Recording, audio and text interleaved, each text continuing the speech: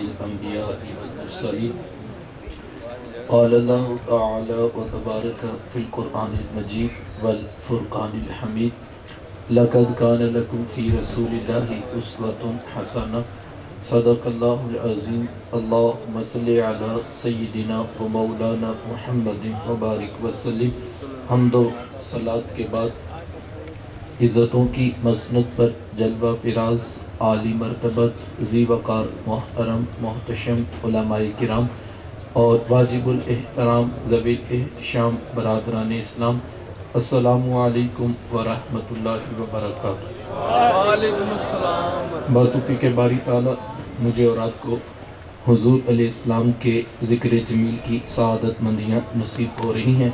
دعا ہے اللہ تعالیٰ میری اور آپ کی حاضری کا ایک ایک لمحہ قبول فرمائے اور قابل عمل باتوں پر توفیق عمل نصیب فرمائے۔ یقیناً حضور علیہ السلام کا ذکر اہل ایمان کے لیے باعث تسکین ہے۔ جب کسی کے لبوں سے وہ اپنے آقا و مولا کا نام نامی اسم گرامی سنتے ہیں تو ان کے دلوں میں ایمان کی حرارت بڑھتی چلی جاتی، اور ایسا ہو بھی کیوں نہ کہ شیخ مہدی الفاسی مطالع المسرات شرح دلائل الخیرات میں لکھتے ہیں کہ حضور علیہ السلام کا ذکر سن کر جس شخص کے کلیجے میں ٹھنڈ نہیں پڑتی اس کے سینے میں دھڑکنے والا دل کسی مومن کا دل ہی نہیں۔ یہ ہو ہی نہیں سکتا کہ ذکر میرے حضور کا ہو اور اہل ایمان کو تسکین نہ پہنچے۔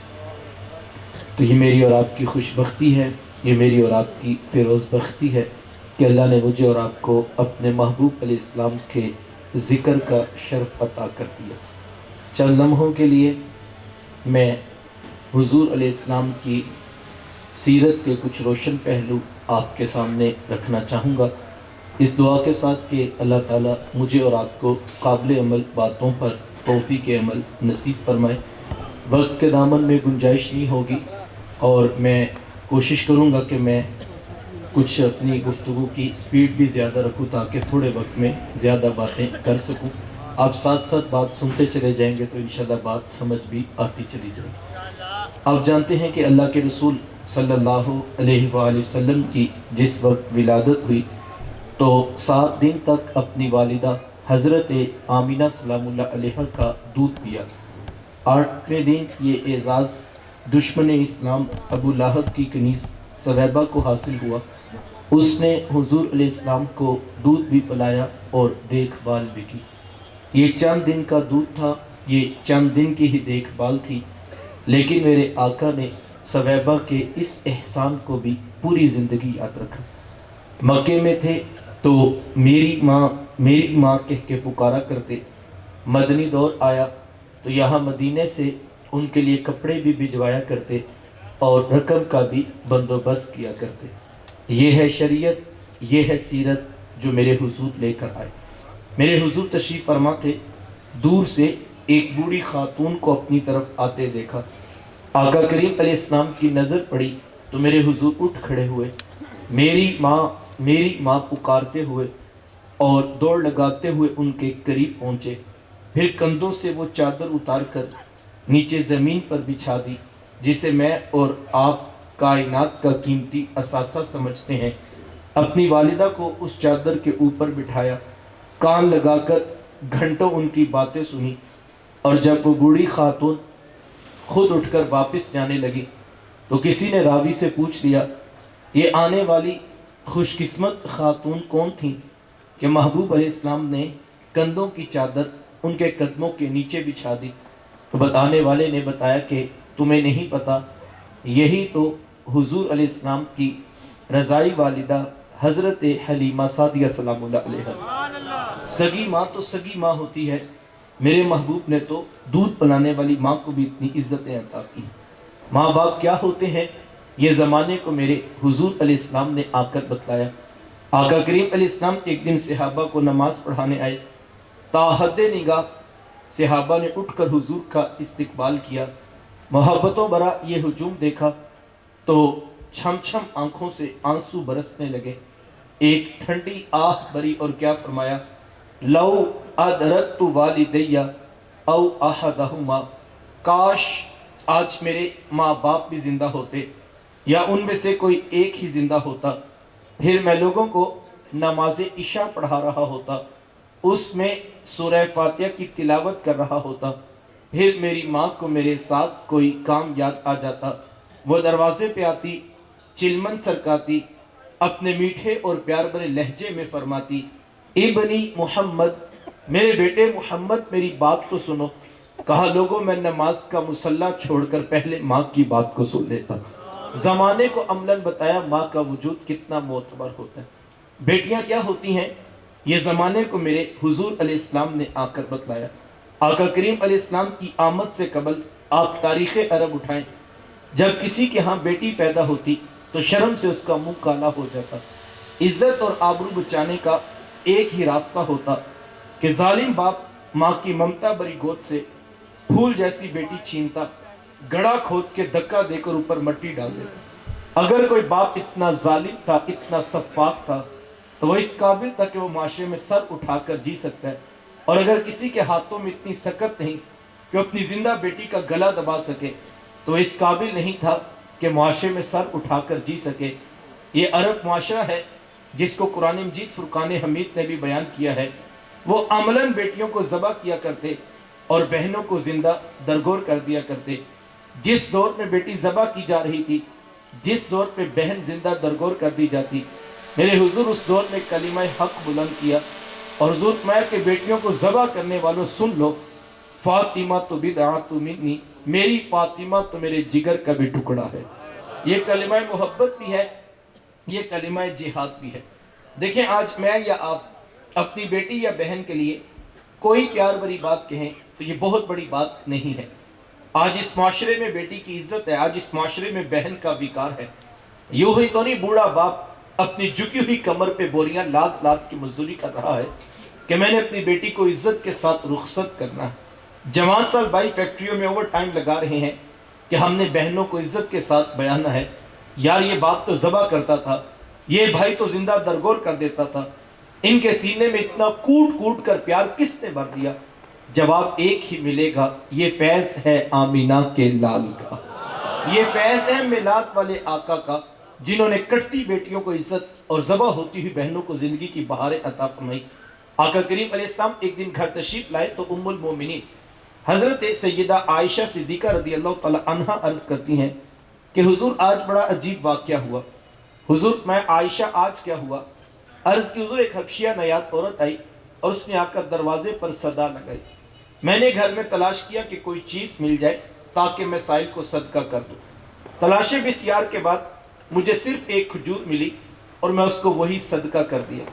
حضور اس نے اس کھجور کے 2 ٹکڑے کیے، ایک دائیں جانب والی بیٹی کو کھلا دیا اور ایک بائیں جانب والی بیٹی کو کھلا دیا۔ حضور ماں خود بھی بھوکی تھی، اس کا اپنا پیٹ بھی کمر سے لگا ہوا تھا، لیکن اس نے خود کچھ نہیں کھایا اور سب کچھ اپنی بیٹیوں کو ہی کھلا دیا۔ یہ کہتے کہتے ام المومنین آپ دیدہ ہو گئیں، آنکھوں میں آنسو آ گئے۔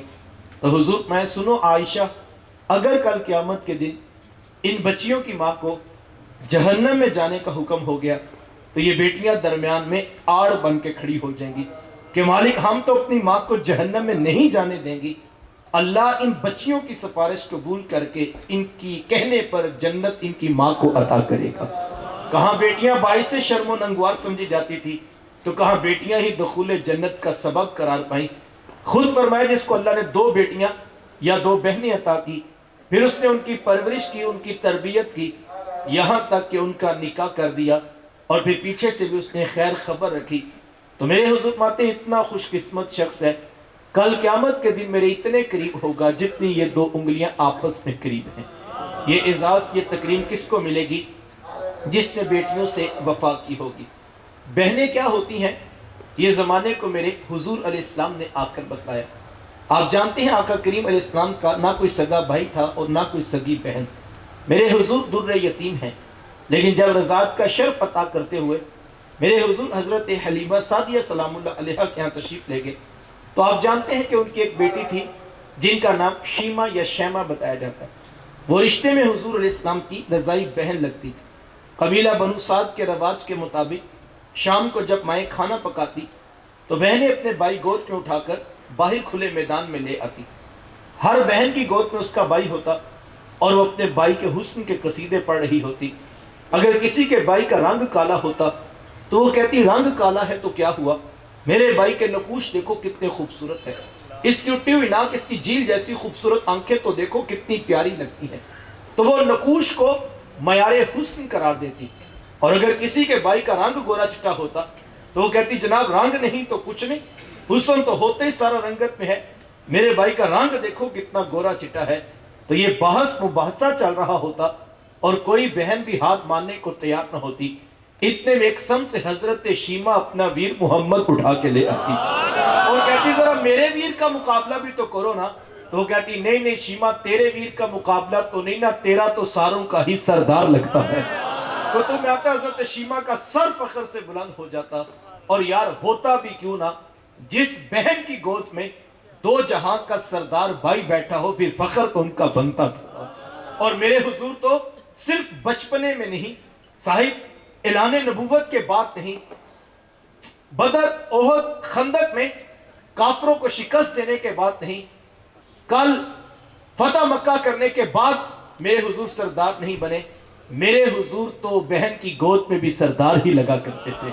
اور صرف دنیا میں نہیں، کل محشر کا میدان جب لگے گا، ایک حضرت آدم علیہ السلام سے لے کر حضرت عیسیٰ علیہ السلام تک 1.25 لاکھ کے قریب انبیاء اور رسول محشر کے میدان میں اپنی اپنی مسجدوں پہ آ کے جلوہ فراز ہوں گے. حضرت آدم علیہ السلام کے پہلے امتی سے لے کر حضرت عیسیٰ علیہ السلام کے آخری امتی تک، اور پھر میرے حضور کے پہلے امتی سے لے کر قیامت تک آنے والے آخری انسان تک، لاکھوں کروڑوں اربوں کھربوں انسانوں میں جہاں 1.25 لاکھ کے قریب انبیاء اور رسول بھی جلوہ فراز ہوں گے، ان لاکھوں کروڑوں اربوں کھربوں انسانوں میں جو ایک ذات اس دن بھی سردار لگ رہی ہوگی وہ آمینہ کا لال ہوگا. میرے حضور اس دن بھی سردار لگ رہے ہوں گے، میرے حضور اس دن بھی سردار لگ رہے ہوں گے. تو حضرت شیمہ کا سر فخر سے بلند ہو جاتا.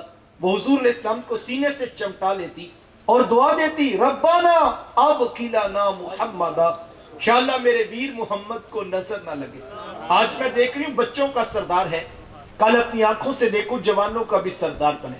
زندگی کے لیل و نہار گزرتے گئے، حضرت شیمہ کی شادی ہوگی. مدنی دور کی کہانی ہے. اتفاق یہ ہوا کہ جس قبیلے میں حضرت شیمہ کی شادی ہوئی، حضور علیہ السلام کے صحابہ کی لڑائی اور جنگ اسی قبیلے کے ساتھ ہوئی. ان کے کچھ بندے قتل کر دیے اور کچھ کو قیدی بنا کر صحابہ اپنے ساتھ لے آئے. عرب کے رواج کے مطابق قیدیوں کو چھڑانے کے لیے قوم کے سردار فدیہ اور فنڈ اکٹھا کرنے کے لیے نکلے. ہر دروازے پہ دستک دیتے اور فنڈ مانگتے. چلتے چلتے حضرت شیمہ کے دروازے پر بھی پہنچ گئے.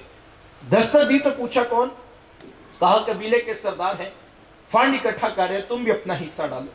پوچھا یہ فنڈ کس لیے اکٹھا ہو رہا ہے، یہ رقم کیوں جمع کی جا رہی؟ تو کہا کہ مدینے میں ایک شخص ہے، ادعائے نبوت رکھتا ہے، اس نے ہمارے لوگ پکڑ لیے ہیں، ہم نے اپنے قیدی چھڑانے. تو پوچھا کہ اس کا نام کیا ہے؟ کسی کی زبان سے بے ساختہ نکلا محمد صلی اللہ علیہ وآلہ وسلم. یہ نام کوئی کام بگڑنے نہیں دیتا، بگڑے بھی بنا دیتا ہے نام محمد. ایک عرصے کے بعد حضور علیہ السلام کا نام سنا تو آنکھوں میں آنسو آ گئے. کہا انہوں نے تمہارے بندے پکڑے؟ کہا ہاں انہوں نے ہمارے لوگ پکڑے. کہا پھر فنڈ اکٹھا کرنا چھوڑو، صرف مجھے ساتھ لے چلو. کہا تم کیا کرو گی؟ کہا تمہارے قیدی چھڑا کے لاؤں گی. کہا تم ان کو جانتی ہو؟ کہا ہاں ہاں، تمہیں نہیں پتا وہ میرے بچپن کے ویر اور بھائی لگتے ہیں، میں تمہارے قیدی چھڑا کے دکھاؤں. حضرت شیمہ قبیلے کے سرداروں کو ساتھ لیا اور حضور علیہ السلام کے خیمہ نوری کی طرف سفر شروع کیا. یہ وہ وقت تھا جب ادب کی آیات نازل ہو چکی. خبردار میرے رسول کی آواز سے آواز بھی اونچی نہ کرنا ورنہ زندگی کی ساری کمائی غارت کر کے رکھ دوں. صحابہ ننگی تلواروں سے در حبیب پہ پہرا دے رہے تھے. حضرت شیمہ اس خیال سے کہ میں تو اپنے بھائی کو ملنے جا رہی ہوں، جب آگے بڑھنا چاہا تو پہرے داروں نے تلواریں سونپ دی. رک جا دیہاتی عورت، جانتی نہیں آگے کوچہ رسول ہے، آگے تو بغیر اجازت کے جبریل نہیں جا سکتے، تو کون ہے؟ روایت میں آتا ہے جب راستہ روک دیا گیا، تلواریں سونپ دی گئیں تو حضرت شیمہ نے یوں ہاتھ سے تلوار کو جھٹک کے کہا خلو سبیلی وعلموا انا اخت نبیکم. کہا میری راہیں چھوڑ دو، जानते नहीं मैं तुम्हारे नबी की बाजी और बहन लगती हूँ। ये आवाज कानों में पड़ी तो सहाबा की आंखों पर पलकों की चिलमने आ गई, निगाहें नीची कर ली, तलवारें पीछे हटा ली। हजरत शीमा पूरे प्रोटोकॉल से हुजूर अलैहिस्सलाम के खैमा नूरी में दाखिल हुई। मेरे हुजूर जब दूर से बहन को आते देखा, हुजूर उठकर इस्तकबाल किया, मरहबा खुशामदीद पेश करते हुए फरमाया, मेरी बहन आज किधर को आना हुआ? अर्ज की, हुजूर आपके बंदों ने हमारे कुछ लोग पकड़ लिए हैं, मैं उन कैदियों को छुड़ाने के लिए आई हूं। सुनो भाइयों, अल्लाह के रसूल ने क्या इरशाद फरमाया, हुजूर मैं मेरी बहन, तूने आने की जहमत क्यों गवारा की? तू घर बैठे भी पैगाम भेज देती, मैं मोहम्मद तेरे कहने पे ही सारों को छोड़ देता। जमाने को अमलन बताया दरवाजे पर बहन का आना कितना मोतबर होता है। फिर चंद जोड़े, कुछ घोड़े, बहुत सारा साजो सामान जमा किया और मेरे हुजूर खुद बहन को छोड़ने के लिए दरवाजे तक तशरीफ ले आए। सहाबा निगाहें नीची किए, महबूब अलैहिस्सलाम के अदब में खड़े थे। हुजूर मैं सहाबा, मैं जब भी कैदी छोड़ा करता हूँ पहले तुमसे मशवरा किया करता हूँ। आज पहला मौका है, मैं कैदी भी छोड़ रहा हूँ और मैंने मशवरा भी नहीं किया है। अर्ज की, ए बंदा नवाज, आप मालिके कुल कायनात हैं, आप जो चाहें करें। हम कौन होते हैं भला दरमियान में मशवरा देने वाले? लेकिन हुजूर जी इतना तो बताइए, आज कौन सी खास बात थी कि आपने मशवरा भी जरूरी नहीं समझा? हुजूर मैं सहाबा, आज मेरे दरवाजे पर मेरी बहन आगे थी और जब बहनें दरवाजे पे आ जाएं, अल्लाह का रसूल उन्हें खाली नहीं मोड़ा करता। जमाने को अमलन बहन का रिश्ता मेरे हुजूर की दहलीज से मिला है। आज सारी रात मुझे और आपको बीत गई हुजूर की याद पे बैठे। यकीनन ये अमल बाइस से बरकत है, लेकिन एक लम्हे के लिए मैं अपना मुहासबा करूं, आप अपने अंदर उतर जाएं। जिस रसूल के नाम का हम चरागा करके, हाथों में उनके नाम की झंडियां लेकर और फूल पत्तियां और गुलदस्ते लिए बैठे हैं, ये बाइस से बरकत है। लेकिन अगर हमारा बहनों और भाइयों के साथ यही इश्ता मोहब्बत मौजूद है तो फिर ये फूल भी हमें मुबारकबाद दे रहे हैं। लेकिन अगर ऐसा नहीं है तो ये फूल हमसे सवाल कर रहे हैं कि साहिब हम तो महक महक के उनके आने का पता बता रहे हैं। ये चमकती हुई लाइटें, ये चमचम करते कुमकुमे हमें बता रहे हैं। हम तो मिलाद की खुशी में चमक चमक के किसी आने वाले की खबर दे रहे हैं। लेकिन तुम कैसे नादान हो कि तुमने हमें तो मिलाद की खुशियों में शामिल किया है, लेकिन रूठी हुई बहन को राजी क्यों नहीं किया है? रूठे हुए भाई को तुमने जाके राजी क्यों नहीं किया है? मैं मिलाद की मौसम की दावत आपको देता हूँ। आमना के लाल को राजी करना चाहते हो, अपनी बहनों को राजी कर लो। रसूलुल्लाह को राजी करना चाहते हो, अपनी माओं की कदर करो। रसूलुल्लाह की निगाह का फैज़ चाहते हो, अपने भाइयों से सुलो करो। अल्लाह के रसूल सल्लल्लाहु अलैहि वसल्लम ने रिश्तों को तकद्दुस दिया है। जिस दौर में बेटी ज़बा की जा रही थी, जिस दौर में बहन जिंदा दरगोर कर दी जाती, जिस दौर में माँ जैसा रिश्ता भी मंडी और बाजारों में बिक जाता था, उस दौर में बीवी की क्या हैसियत होगी? जबकि इस तहजीब याफ्ता दौर में भी कितने लोग हैं जो बीवी को पाँव का जूता ख्याल करते हैं। ये ज़माना जाहिलियत की बातें हैं। आका करीम अलैहिस्सलाम ने अज़वाजे मुतहरात के साथ जो हुस्न सुलूक की दास्तानें रकम की हैं, ज़माना उनकी मिसाल नहीं ला सकता। किसी को मेरे हुजूर हुमैरा कह के पुकारते हैं, किसी के लिए बकरी का बच्चा ज़बा करते हैं, गोश्त के मुख्तलिफ टुकड़े उनकी सहेलियों के यहाँ बेचते हैं।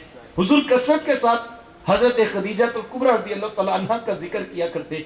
हज़रत सैयदा आयशा सिद्दीक़ा रज़ियल्लाहु तआला फरमाती हैं कि मेरा जो उनसे रिश्ता था, एक दिन मेरी जुबान से बेसाख्ता निकल गया कि हुजूर अल्लाह ने आपको बेहतर अज़वाज अता कर दी हैं और आप अभी तक उस बूढ़ी औरत का जिक्र नहीं छोड़ते।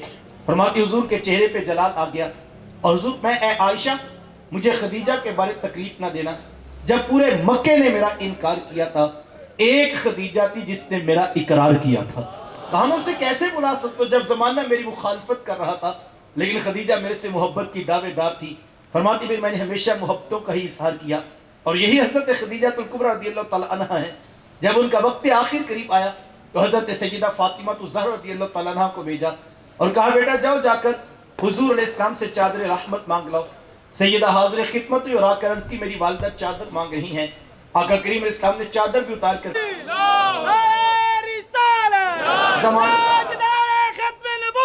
ज़माने को रिश्तों का तकद्दुस मेरे हुजूर की दहलीज से मिला है। वक्त सिमट गया, बात मुकम्मल कर दूं।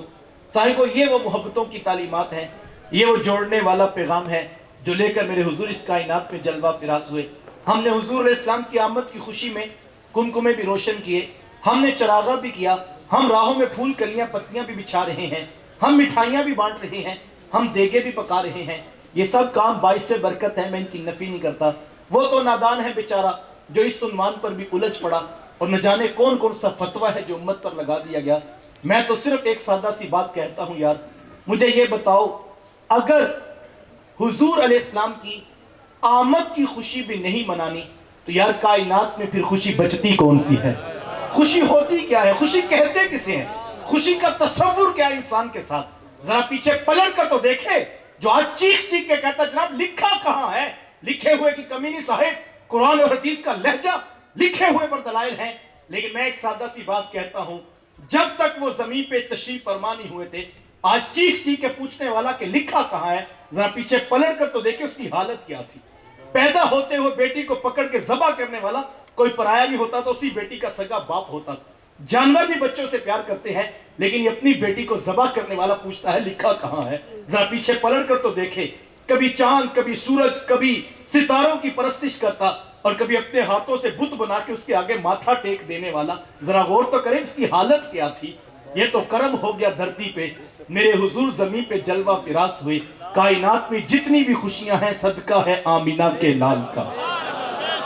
اور میں دوسری بات بھی کہتا ہوں کہ یار مجھے دل پہ ہاتھ رکھ کے بتائیں، یہ کاغذ کی جھنڈیاں، یہ کاغذ کے مصنوعی پھول، یہ مصنوعی چائنا کی بنی ہوئی چند لائٹیں، کیا یہ ان کا کوئی استقبال ہے یار؟ ہم تو کمزور لوگ ہیں صاحب، ہم تو کر کچھ نہیں سکتے ہیں، ہم تو کمزور لوگ ہیں، ہم کر کچھ نہیں سکتے ہیں، اور یہاں تو کاغذ کی جھنڈیوں پہ مسئلہ بنا ہے۔ میں کہتا ہوں صاحب ہمارے تو بس میں نہیں ہے، ورنہ دل کاٹ کے محبوب کی راہوں میں ڈال دے۔ یہ محبت کا تقاضا ہے۔ میرے امام نے یوں ہی نہیں کہا تھا کروں تیرے نام پہ جان فدا، نہ بس ایک جان دو جہاں فدا، دو جہاں سے بھی نہیں جی برا، کروں کیا کروڑوں جہاں نہیں ہے۔ اگر کروڑوں جہاں بھی اس محبوب کے قدموں پہ وارے جائیں پھر بھی حق کے شکر ادا نہیں ہو سکتا ہے۔ تو یہ کمکمیں، یہ روشنیاں، یہ چراغاں محبتوں کے صرف رنگ ہیں، اور میں کہتا ہوں ہم کیا استقبال کریں گے صاحب؟ استقبال تو اس دن ہوا تھا جب حضور جلوہ فراز ہوئے تھے۔ اتنی روشنیاں، اتنے اجالے، اتنے چراغ جلے کہ سیدہ فرماتی ہیں میں بیٹھی مکے میں تھی، شام کے محلات دیکھ رہی تھی، اتنا چراغاں ہوا۔ صاحب استقبال تو اس دن تھا جب شرق کے جانور غرب کی طرف، غرب کے جانور شرق کی طرف دوڑ لگا رہے تھے اور ایک دوسرے سے مبارکباد دے رہے تھے، مبارک ہو آمینہ کے گھر مصطفیٰ تشریف لے آئے ہیں۔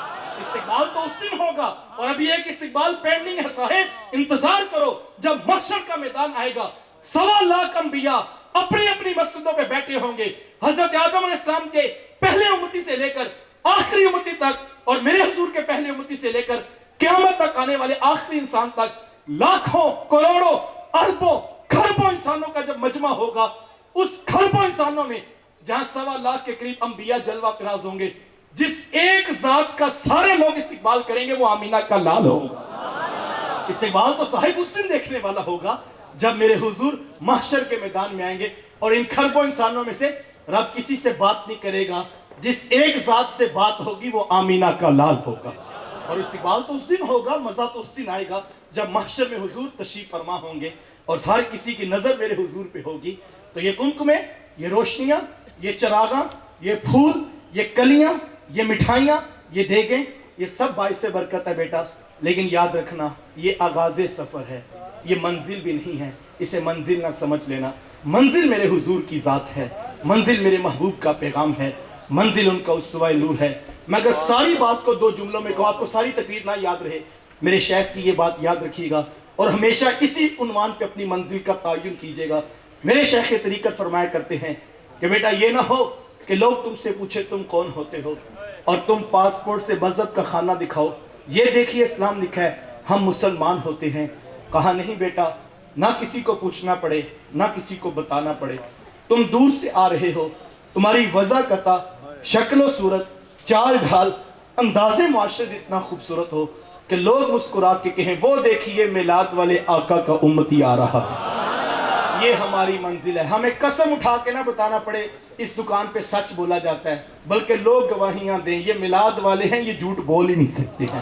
یہ ہمارا کردار گواہی دے گا، ان کی ہر سنت ہو ثاقب، جان و دل سے بھی عزیز، مصطفیٰ کی ذات میں یوں فنا ہو جائیے آپ سب لوگوں کو مبارکباد پیش کرتا ہوں حضور کی ولادت کی، اور بالخصوص میرے منتظمین جنہوں نے اتنے خوبصورت ماحول میں اتنے لوگوں کو جمع کیا اور اپنے رزق، یقیناً یہ سب کچھ حضور کی محبت میں ہے۔ اللہ بس میں جمال مصطفیٰ کے اراکین کو کئی سالوں سے ان کے ساتھ دوستوں سے رابطہ تھا لیکن وقت کا کوئی تعین بان نہیں پایا تھا، اللہ ان کو جزا دے جنہوں نے اتنے خوبصورت ماحول میں مجھے بھی شامل کر لیا اور میں شرف پایا کہ حضور کے ذکر کا مجھے موقع نصیب ہوا۔